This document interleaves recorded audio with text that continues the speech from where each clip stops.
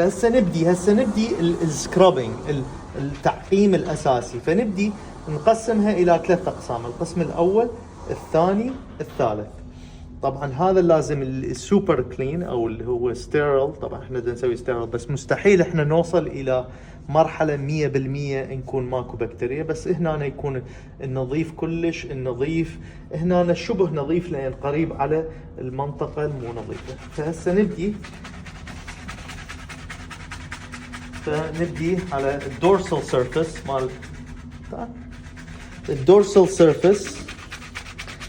نغسل كل تقريبا، شوفوا كل اصبع لازم 10 مرات من كل جهة، 10 مرات. فتعدون 10 مرات. هسه نحرك هنا من هالجهة 10 مرات، وبين الأطراف